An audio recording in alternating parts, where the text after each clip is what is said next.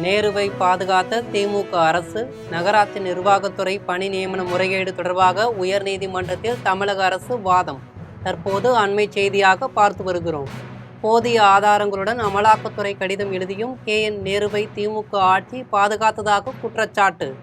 தன் தரப்பு வாதங்களை கேட்காமல் பிறப்பித்த உத்தரவை மறு ஆய்வு செய்ய கோரி நேரு மனு. தனது வாதங்களை கேட்காமல் வழக்கு பதிவு செய்த உத்தரவிட்டதால் உரிமை பாதிக்கப்பட்டதாக நேரு வாதம். மனு மீது தீர்ப்பளிக்கும் வரை நடவடிக்கை எடுக்கக்கூடாது என உயர்நீதிமன்றம் உத்தரவு. முறைகேடு வழக்கில் நேருவை திமுக அரசு பாதுகாத்ததாக உயர்நீதிமன்றத்தில் தமிழ்நாடு அரசு தகவல். நேருவை பாதுகாத்த திமுக அரசு.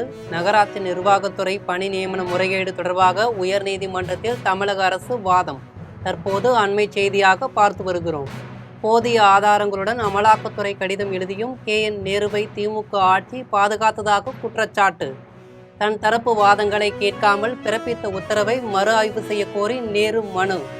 தனது வாதங்களை கேட்காமல் வழக்கு பதிவு செய்த உத்தரவிட்டதால் உரிமை பாதிக்கப்பட்டதாக நேரு வாதம். மனு மீது தீர்ப்பளிக்கும் வரை நடவடிக்கை எடுக்கக்கூடாது என உயர்நீதிமன்றம் உத்தரவு.